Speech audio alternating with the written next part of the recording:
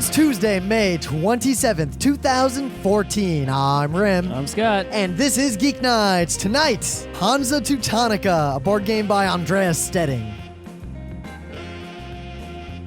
Let's do this. Oh yeah, back from a weekend of pretty solid board gaming. And biking. Yep, and biking, but And also board partying. gaming. And eating. Yep. But we were at an awesome party, and suffice it to say, the pleasure of playing board games with intelligent people who take their turn quickly and try to win cannot be understated. And more importantly, Scott, you didn't win any of those, did you? Did I win any? I don't think you won. Roe won by 1 point, and then I won by 1 point. On Hansa Teutonica? Yeah, No, I Hansa didn't win Teutonica that. mostly. No, I didn't win that, no. Yeah, we didn't play a lot of other games. We really focused on the Hansa Teutonica. I won the game with that was basically Dominion Scrabble. Oh, I yeah. won it by a lot. I remember that because in the next game, everyone who was in that game said that they will never play that game with you again. Mr. Won't Take His Turn. The same reason you won't play Street Fighter again with someone who kicks your ass. The same reason you won't play Acquire with Scott Johnson. I'd like to point out that in that game, right, which is Scrabble with Dominion, I was sitting there taking a long time on my turn in order to make big plays. And That is, in fact, the exact argument that Scott Johnson makes in a game of Acquire. do you know what the other players were doing to play their turns so quickly? Not thinking? They were using their phones to basically look up fucking words and directly cheating. That's like just you're playing Scrabble and just pulling out the dictionary right in full view of everyone, not to check or challenge a word someone tried to play, but to actually help you play a word. Oh, my, that gave me the greatest trash talk. I was not doing that. I was thinking, and I beat them by tens of points. So, in that Viking show that I'm watching, there's the scene where two Vikings have a duel. So they come out with sword and shield, and the first guy looks at the guy, takes his shield, and just like, fuck it, and just throws it down. So what's the other guy going to do? He either has to throw the shield down like the first guy or look like a coward. So when you're playing Scrabble with someone... I would just put my sword down and take out like a fucking Morning Star or one of those, a flail with a big spiky ball on it and be like, I bet you want to pick up your shield now, dumbass. So, next time you're playing Scrabble with someone, if you're pretty sure you can beat them, sit down and hand them a dictionary and say, by all means. I use it as a general rule in any game whenever there's a fuck up or an asterisk, but we're not going to reset or quit. Yep. I just I either just let it go in the opponent's favor or I'll say, you decide whatever you want to happen happens. Yep, I do that too. Like sometimes there's a really minor fuck up, like on my turns, like did I take my extra point or not? When in doubt, do the thing that hurts me the most. Mm-hmm. Like I was at the last Netrunner tournament I was at, the video of this is online. I basically won, but on the turn I won, I didn't do things slow enough, and there was technically a chance for the opponent to not lose if he anticipated what I was doing or something, right? Yeah. So I was just like, you know what? All right, fuck it. You just write win or lose on that score sheet. It's up to you. I don't care. What do you write? Win. Nah, for you? For him. Really? Yeah. Wow. Whatever. If I say that, I can't say write whatever you want on the sheet, and then if they write that they win, then complain. Well, that just means that when you were telling him to write that, you did not prep him enough to coerce him to effectively I wasn't trying to coerce wanted. him. I was just like, I just want to play the second game and go home quickly. Let's All right. end this game now. This game is slow. So I noticed something weird about Hansa Teutonica in the Board Game Geek thing that I'm going to figure out, but we'll get to that in the main bit. So we're back trying to do Geek Nights regularly until I fly off to Istanbul. So in the news, you might know that we stopped playing Dungeons & Dragons quite some time ago at this point. Yeah, long time. Back when we discovered the Burning Wheel and then unearthed the veritable treasure trove of indie RPGs, bespoke RPGs, RPGs that actually do what we wanted.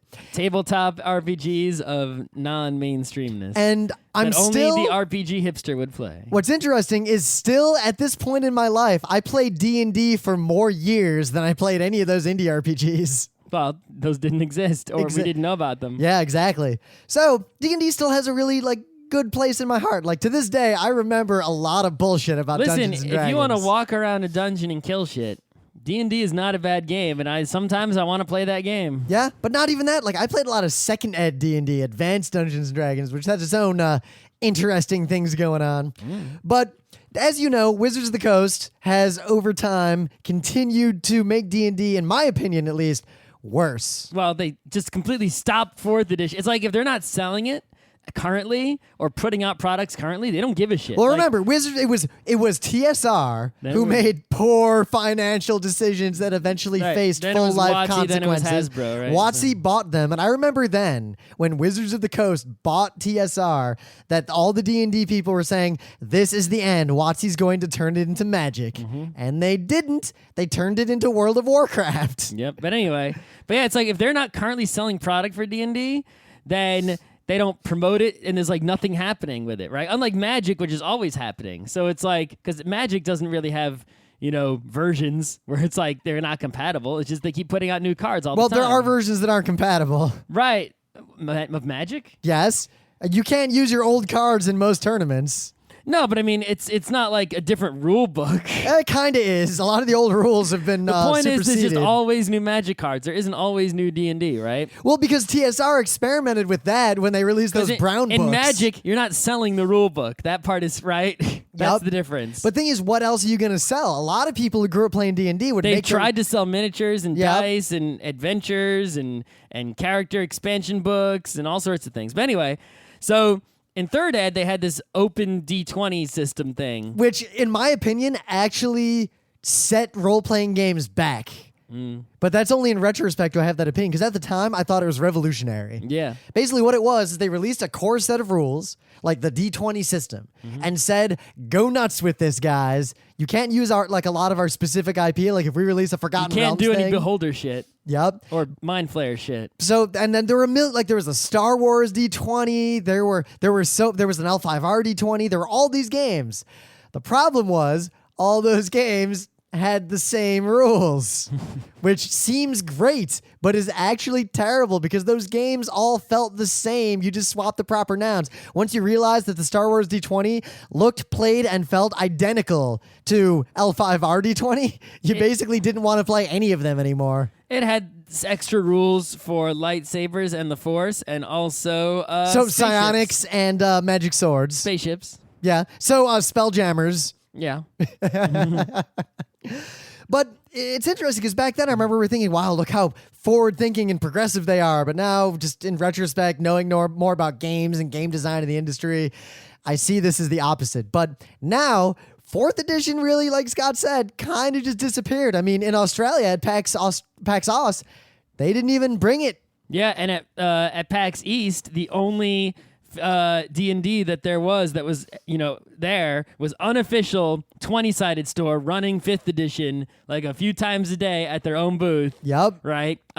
Using like the preview rules that came out a long time ago. Now, TSR did experiment, Scott, with constantly selling D&D. Remember those brown books? The complete Living guide, Greyhawk? The complete guide to X, That's the second- Psionics Handbook, That's 2nd edition. the Elven Head, yeah, Dungeons But and how Dragons. can you make new classes and new races all the time? Yep. Well, they also you could have You the could model treat of, it like World of Warcraft even more, whereas you keep adding new content at higher levels, but people don't actually have campaigns that keep going like that. I did. Yeah, but I'm saying how many people do. It's like, okay, here's all this content for levels 1 through 5, and then suddenly everyone in the world gets to level 5, and then you're like, okay, we're printing a whole bunch of new books now for levels 5 through 10, everyone. It's like, it doesn't work like that. It's not I like... think that's what's going to happen to Torchbearer. Maybe.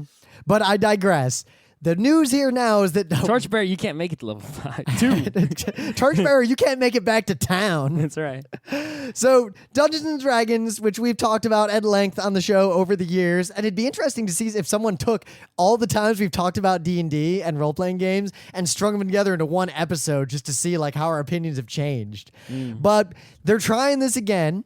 And they're releasing the Dungeons and Dragons like starter set, this basic PDF that supposedly covers levels 1 through 20, cleric, fighter, rogue, wizard classes, and the essential subclasses for each. It also provides the dwarf, elf, and halfling as racial options alongside humans.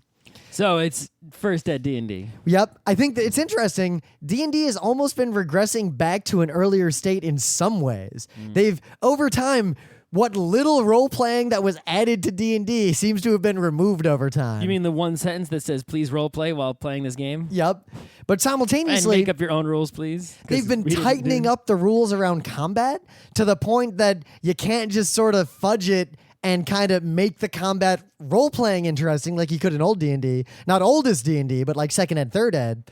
So I don't really know who D&D is aimed at anymore. It's aimed at people who just want to go into a dungeon and kill monsters and get loot and level up and play World of Warcraft at a table with friends to make it, to get those extra social aspects into it. So I think there's something more subtle but here. It's those people in their mind think they want role-playing, but they don't actually, and they're getting what they want, but they're being lied to and told they're being given something else. But at the same time, how many times do we talk about the gamer mystique of the people who say they're enjoying those D&D games, but quietly are just looking at their phone most of the time? There are people like that too. But I read a story about a study recently. Wow. I didn't actually read the study. And it talked about how there's different parts of the brain for wanting things and actually liking them. And we can see this all the time with like people we know. Like Emily talks about how whenever she plays a board game, it's super fun. But whenever she thinks about playing a board game, she doesn't want to. Yep, which is a common complaint of many people. Right. But as soon as she actually is playing it, she's like, wait, board games, right? So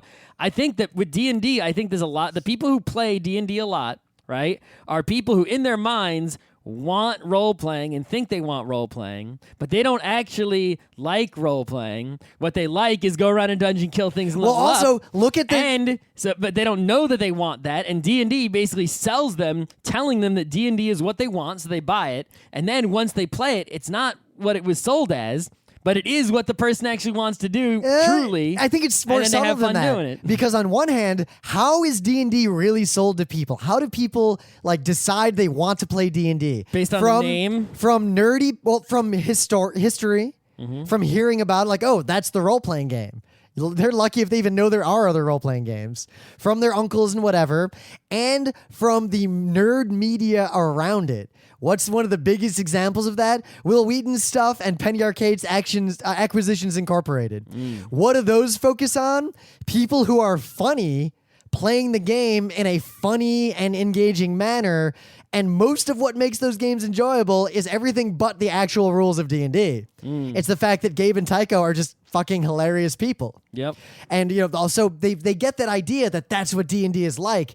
And then when they play and it doesn't work out that way, what's the advice they get from other people in the community? Oh, you need a better game master. You need to role play better. They put the onus of failure on the person, so they try to improve themselves, not realizing that the game will basically never do that for them. It's a very complex thing, but I think you're right. A lot of people like the idea of D&D, but don't really know what they actually want from D&D. But this is subtly different from the D20 system in that the D20 system was sold as a system that you could use to make your own commercial products. This is not that. No, it's not. It's just a free PDF, so you don't have to buy the rule book. Before they had free speech, now they've gotten rid of free speech and replaced it with free beer. See how that works. Now, they're not going to include any content, which is fine because I hate all their content now. But two, if they're not going to include content, you don't like whatever. that giant spider lady? Loth, you know what? I already own all the books that tell me all the proper nouns. You don't like two-sword guy? Oh, Artemis and Trary? Fuck that guy. You don't like... Well, Drizzt, are you thinking of Drizzt or Artemis? I don't know. The one you hate? I don't like either one of them. Incredibly powerful old wizard guy? Well, there's two. There's Kelvin Blackstaff and Elminster. Yeah, both them. Those guys. But I already have the books that tell me all that stuff. The only thing those books are missing is the stats that is when I was young we made up anyway. So, with this system, what's interesting is that they say, and I quote, it is equivalent to the old Dungeons & Dragons rules cyclopedia. That's a very large book to be given away for free. Yeah, that book is huge. And also, you literally will never need any other materials to play D&D. So I'm not sure what they think they're going to be selling. Yeah, that's not giving like a little free sample of starter book. That's like the book. This almost feels like a graceful exit from Dungeons & Dragons as a company. Maybe. This is a way to keep the brand around so they can have the brand exist in case Hasbro and make wants some to... money's on it. Kind of like how, this is very obvious if you haven't been paying attention, the rights to Gem, the old cartoon, were in flux until relatively recently. But Hasbro effectively has them as far as I can tell. They have not re-released Gem. They've taken My Little Pony, and they've taken a lot of the aspects of what Gem is and made a spin-off My Little Pony show that's basically Gem. Because they call it brand confluence, where you can have one brand name and brand iconography and have many properties under it to simplify your marketing budget and to simplify your just basically everything in your company outward facing in social media. It makes the brand more powerful as a whole. You can target different demographics. I think this is the same thing. This is Hasbro saying, you guys fucked up. We can't get rid of the brand because the brand's too powerful. This is the cheapest way to keep the brand as big as possible in a holding pattern until we come up with a new way to monetize it. That's just my guess. I have no insider knowledge. Yeah, But I mean, that very well could be. If they, they might just be like, all right, this D&D never made money, right? And I was thinking that they were basically, I was under the assumption that 5th edition is basically their last try. Like, all right, if this doesn't work, we're not doing D&D anymore because this shit ain't profitable. And yeah, but the brand is too well known to let die Right. or let someone else have yeah, it. now Imagine if Luke Crane got a hold of the D&D license. Right, but now what you say makes me think that maybe what they're doing is just to keep the brand alive, making a product that's just like, okay, this is D&D. It's this set of books, and just and not doing this whole universe of products and making a whole bunch of garbage. Just be like, okay, this is D&D. It's on the shelf. We'll leave it there forever just to hold its spot, right? Player's Handbook, Master's Guide. But they're giving it away for Manual. free, so I think it's also kind of trying to inoculate the market against competitors. Maybe. Because D&D is still, literally, unless you listen to this show, you probably have no idea that other role-playing systems even Pathfinder's exist. pretty big. It is, but even then, only among, it is popular among the nerds among nerds. Go to someone on the street and say, hey, do you know about role-playing games? And if they say anything other than what or get away from me, they'll say, oh, D&D. Or Final Fantasy. Yep, Final Fantasy, JRPGs. Yeah. Transistor. All right, so another news. That news took way too long. So, I warned you it would. yeah, anyway, Nintendo, right? They're bombing lately, so they need to get some monies. For a long time... Wouldn't you say Bob bombing? Sure. For a long time, they've been being really annoying on YouTube. If you upload a YouTube Nintendo video, Nintendo yoinks that and gets, your ad revenues, right? So I guess they share the ad revenue with YouTube, but, they're trying to scrape up any money they can. And this is why people love Twitch and why they're kind of slightly worried. One of the reasons they're worried that YouTube bought Twitch is because on Twitch, you can just put up a video of a Nintendo game, no problem. Yep. But on YouTube, Nintendo's going to claim ownership of that video of you playing Mario 1, put ads on it, and take money from it, which is annoying. Annoying and I think unethical. Sure. I but Nintendo firmly needs believe, every penny it can get because they're fucked. I firmly believe that me playing a game is a unique performance of that game. Sure. But anyway, Nintendo today, there were like 2 tweets on the official Japanese Twitter account, so that all the details aren't out yet, basically, because it's only, so many characters worth. But they're going to have a new affiliate. I clicked on the tweets like, oh, I'll read them. Yeah, it's in Japanese. It's in Moon language, right, yeah. But you can say a lot more in fucking Moon language than you can say. I can't. There's so than you much can say in kanji. English. I can't read this at all. Yeah, but you can say a lot in a few tweets, right?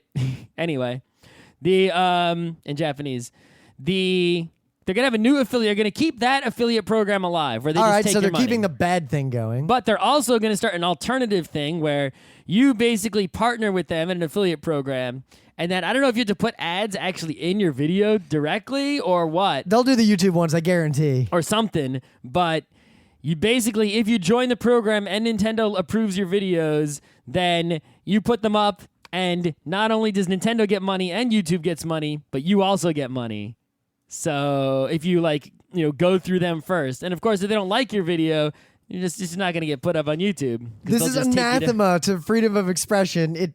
It's one of those dying grasps of a company that's failing. Like, if you want to put a video up on YouTube about our stuff, then you have to make sure that we get some of the money. And if you're really nice to us, we'll give you a little bit of the money also. All right, so what's the difference, Nintendo, between a parody, a review, a let's play? Right. And then on top of that, Mario Kart 8 is going to have YouTube integration. So I don't know if that's going to connect you to this thing.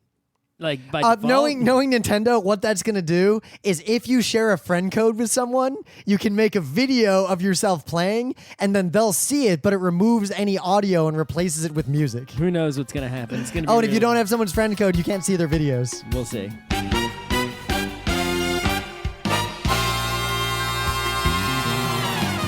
So, things of the day. This is cute, and I had a much more depressing thing I decided not to jump down all you guys' throats yet with. This is just a cool animation about an encounter with a dancing witch in Minecraft. It's pretty funny. It's got good dubstep. I enjoyed it. It's cute, but whatevs. It's typical internet whatevs. Yeah, what do you think things of the day are for? It's the best thing I saw in the last day. That's not much. So check out this dude. He's going biking on a trail in a national park. I don't even know what fucking country it is. It doesn't matter, right? They speak English there, whatever country, or he speaks English. He's biking through the park along a trail. Looks like a nice trail, not very hilly. You know, nice and it's dirt, but it's pretty hard packed, easy to ride on, right? And as he's going through the park, he comes across some cars, and then some people, and then oh my God, it's just the surprise. Random rave in the woods that probably doesn't belong there. And he says some funny stuff, and he sees some funny stuff with, I assume, what is a GoPro camera. Yeah. So I really identified with this because a lot of times we biking through New York, and it's not sudden unofficial rave, but it's just like, oh, look at this thing that I did not expect to be here on this day. Here it is. Yep. I mean, like that Kickstarter block party, I kind of forgot it was happening. And we biked past it. We're like, what the fuck is going on over there? Yep. That happens all the goddamn time. So it's funny to see it happen in the middle of the woods as opposed to the most important city on earth. So in the meta moment, the book club book is A Canticle for Leibowitz. I started reading it. I will start reading it probably on my flight to Istanbul. Okay. Yeah. We got a bunch of YouTube videos. Kineticon is coming up in July. You should totally go. A good chunk of the schedule for panels and workshops and guests and things is already up on the website. Whoa. And I am told we'll have guidebook. Whoa. I don't know if I'm supposed to announce that, but whatever. Whoa. If we don't have it, I want you to complain to the con asking why we don't have it. There you go. Pretty sure we got it now. Yeah. And I don't like to use Geeknights as like a mouthpiece for this. Please use Guidebook to actually rate panels and our how good panels. they are. Yeah. We are going to be All doing panels. ourselves. One complaint we've gotten over the years that we don't do enough of our own stuff at the con. Who's complaining about that? People have asked me, listeners, they're like, hey, I went to Kineticon and you Great, guys... so we'll do 5 more panels that have 3 people attending them. Yeah. Well, the problem is I usually, because, we If you schedule want us to do more stuff, attend more of our shit. because we schedule the whole con, we're also busy doing con stuff. So, for example, it's kind of unethical for me to schedule it myself in the large room at prime time, especially when I have like 10 other big things I could put there. Secondly, I know that I'll show up wherever I schedule it, and I have time slots that are bad. So I tend to put our stuff early in the morning on Saturday and Sunday when I know it's hard to get other similarly good people to go, and I know we'll actually show up and do it. So there's at least something good in those slots. But we're going to do our bad games, and we're going to do our why no one will game with you. Okay. Maybe a third one. We'll see. How to win every game? Maybe because Do we need more? What does the con need? Does it need more gaming content? it needs more anime content. Well, let's do an anime one. What do you want to do? Which of our stale ass anime panels do you want to recycle? Well, for Anime Boston, we did the spring chart. Maybe we can do the summer chart. That's so much work to put together. You want to put it together? You want to do what I did for the last 2? Go nuts. Maybe. But yeah, anyway, Kineticon is super awesome, and you should attend it because it's pretty awesome. But if you submitted a panel and have gotten no emails from the website yet, I suggest you log into your account. You might see your panel either accepted or rejected. There was an issue preventing emails from being automatically sent out a while ago that has since been resolved. Okay.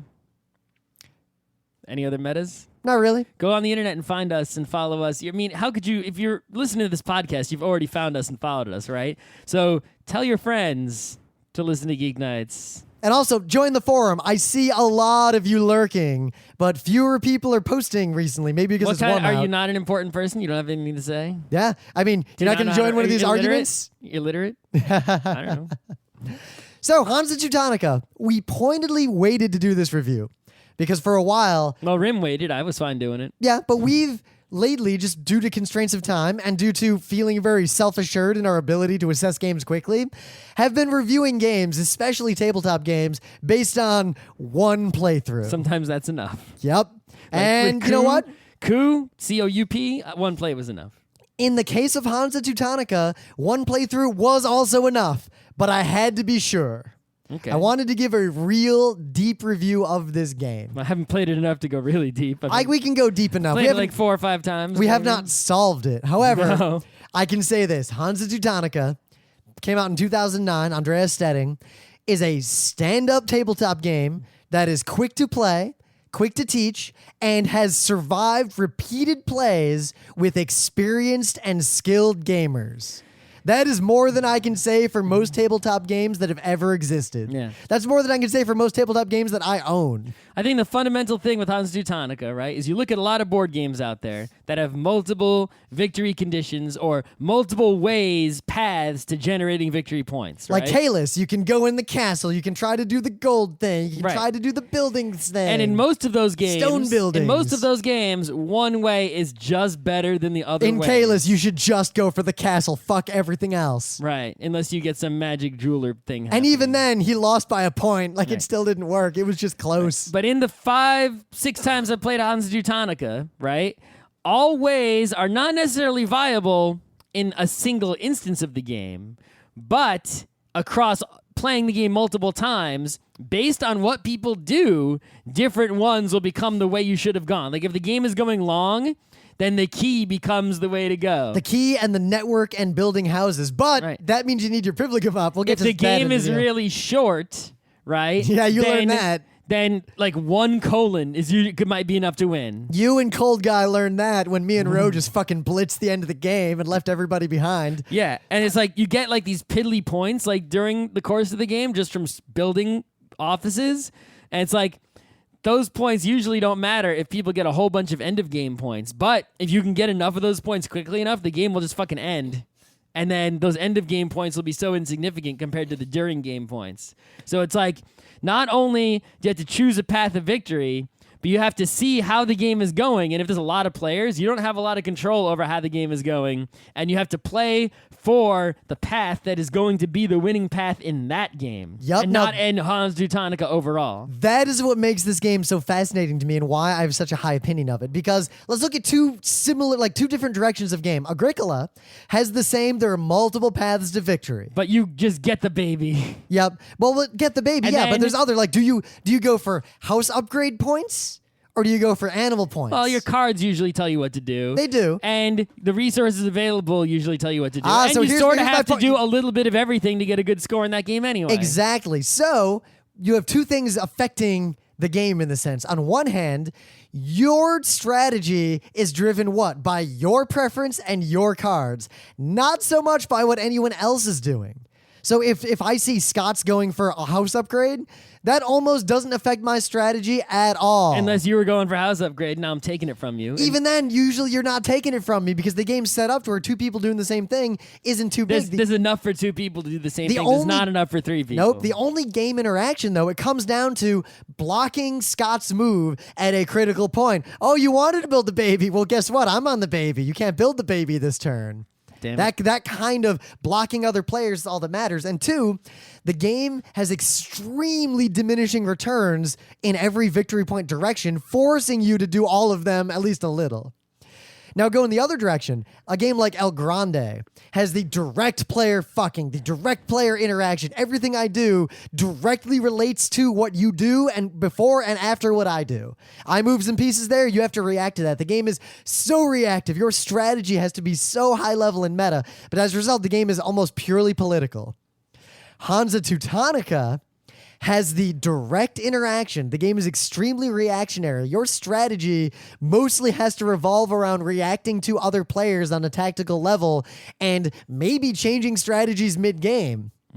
But at the same time, you still have this solitaire sort of build-up optimization. It takes the best aspects of a game like Agricola and the best aspects of a game like El Grande and mashes them together into something that's actually really quick to play. All right. So the way the game works generally is that you have cubes and discs. Fuck what they're actually named. Oh, yeah, actually, we got it. So, problem with this game. The rulebook is garbage. We complain about rulebooks and tabletop games being poorly written for the last It's not decade. as bad as Attica. No. Not but Attica. Hellas. Hellas. Hellas is not as bad as Hellas. Attica's fine. Attica's got fine rules. Attica's fine. Hellas is the best. Read the rules to Greek names. an old game like Puerto Rico or Tigris and Euphrates or Bonanza, and then read the rules to Hansa Teutonica. And I defy you not to try to shoot yourself in the face. Right, so there's one piece, the disc is called a merchant and the cube is called a trader. Okay. How the fuck are you going to keep that straight? Well, do you draw them from your stockpile of merchant traders or your supply? My supply or my stockpile? No. Fuck that. We called it the disc and the cube. Yep. And we called it the graveyard and the whatever. The graveyard and the supply. No, the graveyard and the bag. The bag. And the general term. The bag is an action. And the general term, discs and cubes collectively are dudes. So, for example, you must play a disc on this place, but you may return a dude from your supply, Yeah. meaning either a disc or a cube. Yeah. Seriously, don't, like, the rule book, just cross out. There are problems with the rule book besides the fact that it names things weirdly. That we had this game taught to us by multiple people multiple times, and they all got shit wrong until Rim read the rules extremely carefully and referred to Board Game Geek multiple times. And to while I was clarify reading everything. them, was repeatedly swearing out loud. Yes. In fact, We that was might in the- even still be playing it wrong, but I doubt it. Yeah, I think we're pretty good now. Right. So anyway, the way the game works is that you have dudes, cubes, and discs, right? And you put them on the board on these roads, and each road has a number of spaces. Once you've filled it, it takes actions to get guys out there and fill up a road, but eventually you fill up a road, then you can use an action to score the road. When you score the road, you can usually just put one of your dudes at the end of the road. Either end, if there's two ends. Every road has two ends, except for the ending roads. Those have two ends. Yeah, every road has two ends. They have to. Yeah, I guess so. But anyway, and then you put your guy, one of your guys who is on the road, into the space on the end of the road. Now, if any road that has it is touching that guy, right, you're going to get points pretty much when people scored in that general area. But there are a few roads that are magic roads, and if you score on those, you can score normally, or you can upgrade your shit to be more efficient. So you have a little eclipse-style thing in front of you, meaning you've got a board where you put a bunch of cubes and discs on it, covering up things, and to upgrade, when you do that action, you take a cube or disc off of the appropriate spot, put it into your bag, aka your supply, and then your power is upgraded. So you lift a cube off the Acciones, and now Daddy 3 Acciones. So the things you can upgrade is you can upgrade your Acciones. We're going to which use is- our terms, not the game's terms. Right, well, Acciones I think is also the game's term. But anyway. It's just actions. Yeah, it's just more action. So obviously that's a basic thing to go for. It's not a bad thing to go for at all. Yep, for example, take it's two generally actions. just good to get more action. It's just on your turn. How many actions? I get 5 it's like actions. having a baby in Agricola. It's pretty strong. Yep. The bag. So the bag is one of the actions you can take is to get guys from the graveyard into the supply. So Or you the can bag. you can only use guys who are not in the graveyard. So being able to get more guys out of the graveyard with a single action basically saves you actions. So upgrading that is very similar to upgrading your Acciones in that it increases your efficiency of getting shit done. Yep. There's the Liber Sophia, or as we call them, Libers. Right, Or so- just discs. So the Libers is really powerful. The Liber is one of the actions you can use is to helicopter guys around the board. So it's sometimes you might be able to get guys onto the board for free, but they'll be in a bad place. So you can use the Liber helicopter to move guys. The more you upgrade the Liber, the more guys you can move with a single action. That's really freaking strong. And also upgrading it, remember the mechanic I said, is Eclipse style. You take the cube, or in this case, the disc, off of that area and put it into your bag. So now you have more discs. Right, Discs so you are start more the game with powerful. 1 discs, and there's 4 discs sitting on the board. To get those 4 extra discs, well, 3 extra discs, you need to upgrade the Liber, which is upgrading the helicopter power. There's right? the privilegium, as we like to call it. Right, so there are certain places on the board where you can't put a guy because they're upgraded colors, and you need to upgrade your privilegium, right, your privilege, to go into those spaces. Yeah, mini, maxi, and maximum. So there's a lot of spaces where no one can go, and there won't be any competition for those spaces because people don't have privilegium. So if you get privilegium, you can just go there uncontested, and it's pretty freaking strong. Yep. And the final upgrade is the key. The key doesn't do anything to make you more efficient. It's a score multiplier at the end of the game. It multiplies one of the scoring aspects of the game. So it's the network aspect. So if you have a large network of dudes in houses on the board at the end of the game, you get a lot of points for that. The key will multiply the number of points you get for that if you upgrade the key. So that can be really strong scoring-wise, but if you don't have a big network, or if the game is very short, not allowing anyone to build a big network, upgrading the key is pretty futile. Yep, it doesn't do anything for you until the end. Right. Now, So in usually terms- the key gets rushed at the end, but it's really easy to get early. So maybe you just go for it early. No, but then never. if the game doesn't go long, you just wasted that shit. And if someone else goes for the key early, maybe try to rush the game so it ends quickly so their key is useless. So- Because if they went key early and the game goes long, they're just going to win. So to give you a sense of all these multiple paths to victory, you can form a network. So as you put guys in these towns, they're your largest contiguous branching network. So not a line like most games, but just everything that can get to everything else. The biggest branch you can possibly make. Blob, basically. You just multiply the number of dudes you've got out there in that branch times the key value, which goes up to 4. Which can be tremendous. That can be- alone will just win the game. I've seen people get 20, 30 plus More points than any other scoring mechanism combined, right? You also get points at the end of the game for every special disc you use. We'll talk about those last, the plates. Plates. You also get points for every city that you control in terms of having a lot of guys in those cities. Like you're controlling that one city. Yeah, it's like, okay, I didn't make a network, but I just got control of a lot of spots, so that's ×2. That's pretty strong. And there's the colon table where you can upgrade there and put a disc into it just to get a big fuck ton of victory points at the end. It's pretty much just get points. And usually that's the way to get a lot of points if you have well, privilegum. when Roe filled up 3 of those things. Yeah, you need privilegum to get those colon points, except for the lowest one. And that adds up because it's like, what, 8, 9, 10, 11 or something like that? Or 9, 10, 11, 12? The top one's 11. All right, so it's 8, 9, 10, 11. What's 8 plus 9 plus It's 10 not 8, plus 9. There's a 11? bigger jump. I forget the number. It's like Oh, is 7, 8, 9, 11. Whatever. It's a big freaking score if you can get more than one in there. So upgrading your privilegum and then getting colons is just a pile of points. You can ignore the rest of the game. But you are giving up your discs to make that happen. Yeah, you need to get Libers also. So if you go all Liber, all privilegum, then you can go colon and get those points. Seriously, you might think we're being dumb for not using the terminology in the book. The book fucking sucks. So the way you actually play, there's more points. If you control a city, anyone who scores that city from any road, Yeah, I talked about that already. yeah, you get a point. There's some bonus points for scoring certain places and putting your dudes on them. So scoring in a hot area early. So like if I go to the city that's touching the Acciones road and I put a dude in it early, anyone else who tries to upgrade their Acciones is going to end up giving me a point when they do so. Unless I immediately jump in there with my privilegum Sure. and get above you. But then you're not getting an Accione either. Yep.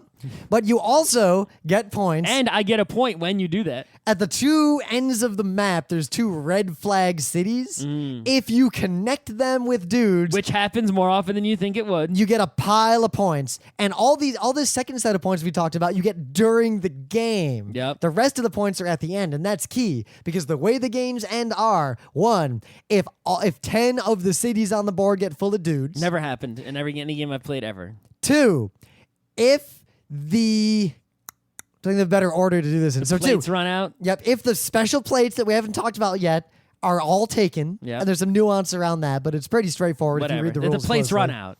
Yep. Or 3, if anyone gets to 20 points. Now the scoring track goes all the way around the board to 100, which makes you think, aha, the end of game scoring, right, is really most of the points. And you know what? It can be. In a lot of games, it is. But because that end of game score is so low, just 20, it's possible to rush it preventing anyone from having a large end of game scoring.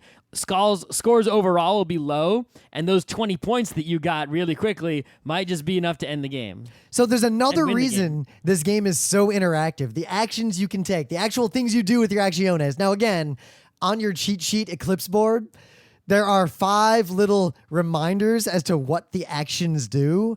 They are worse than bullshit. They will confuse you. I would recommend cutting them off of your game. I would actually recommend blacking them out, putting stickers over them. Anyone new who tries to look at those things just gets confused as to what they mean. They're literally worthless. But you can pull guys out of your bag. You can put guys on the board. You can move guys around with your Liber helicopter. You can score something. Scoring takes an action. Or, and here's where the game gets doubly interactive, you can displace someone from a spot they're already on the Right. road. So let's say there's a road to upgrade Acciones, right? And I put 2 guys on it, 1, 2. Then Rim goes, and he puts a guy in the 3rd spot, and that's the whole road. Well, in order to score the road, I have to have the road have 3 guys on it that are all mine. So either A, I leave those guys there forever, pointlessly. Yep. B, I helicopter them away to a different road. Or C, I bump rim off that road, taking control of it and allowing myself to score it.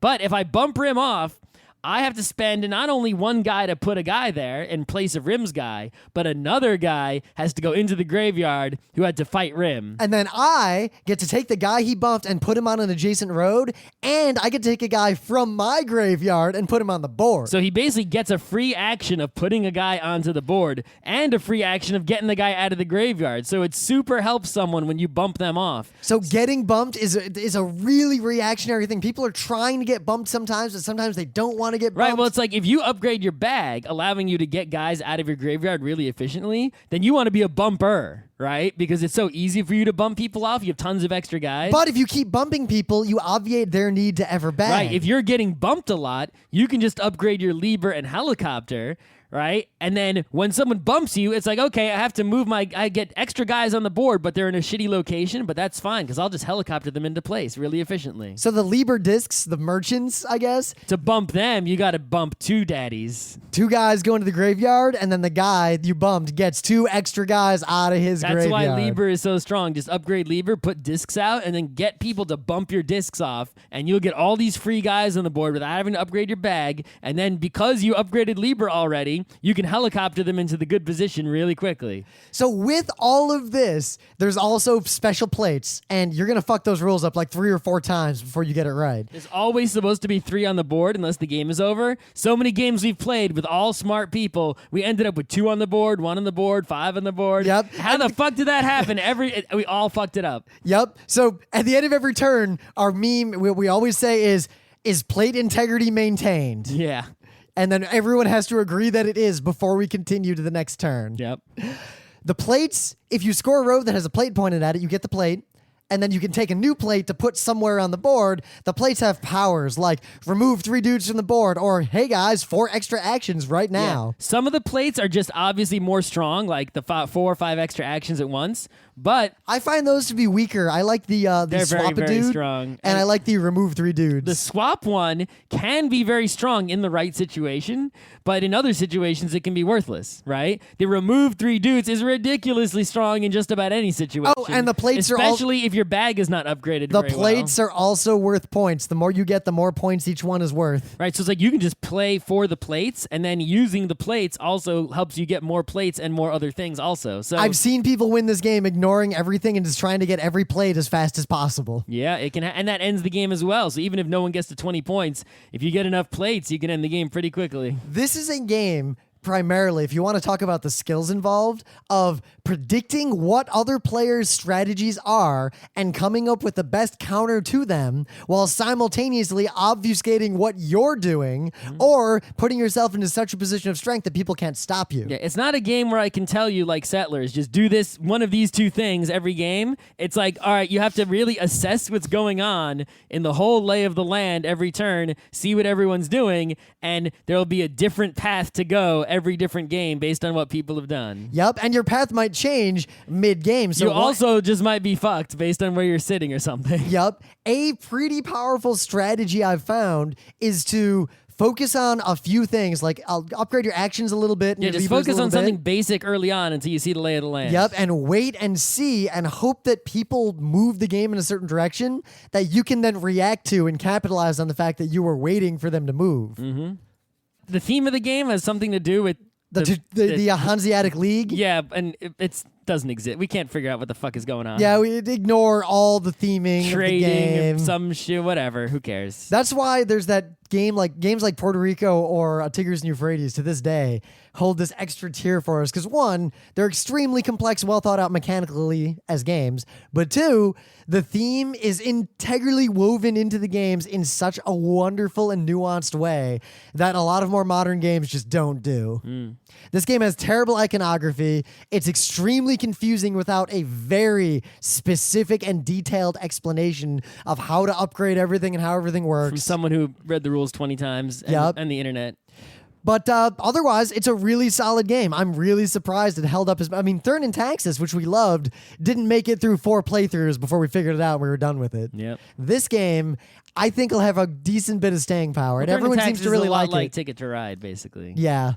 This is more like those older German board games with cubes in a lot of ways.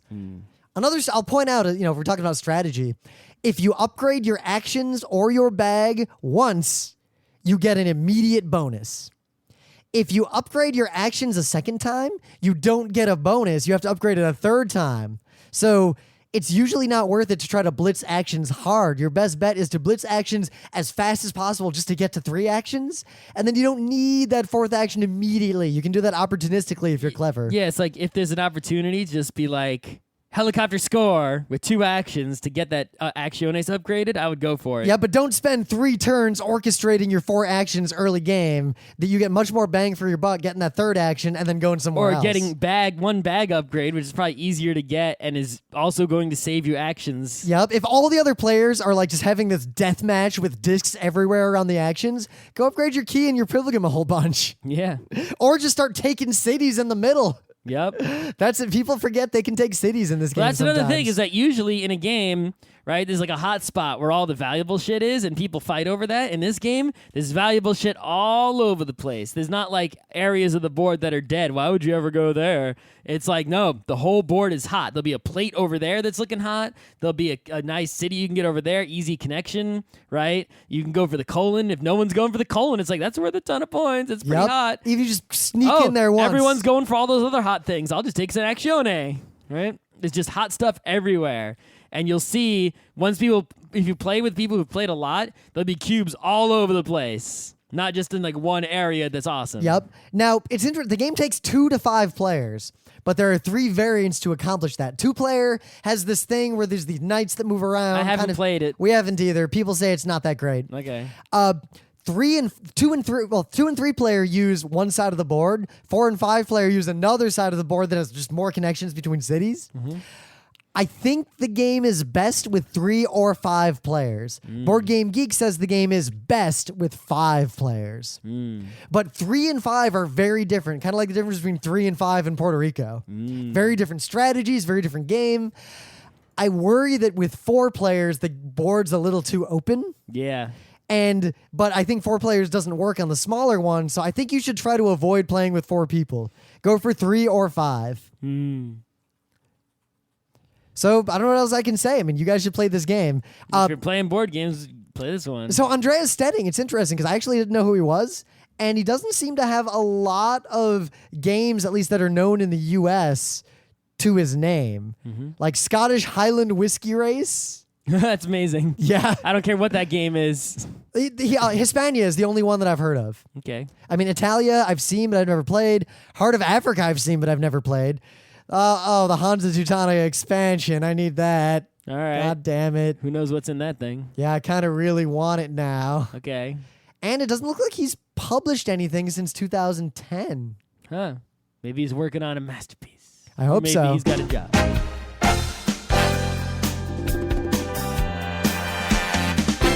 This has been Geeknights with Rim and Scott. Special thanks to DJ Pretzel for the opening music, Kat Lee for web design, and Brando K for the logos. Be sure to visit our website at frontrowcrew.com for show notes, discussion, news, and more. Remember, Geeknights is not 1, but 4 different shows. Sci-Tech Mondays, Gaming Tuesdays, Anime Comic Wednesdays, and Indiscriminate Thursdays. Geeknights is distributed under a Creative Commons Attribution 3.0 license. Geeknights is recorded live with no studio and no audience. But unlike those other late shows, it's actually recorded at night.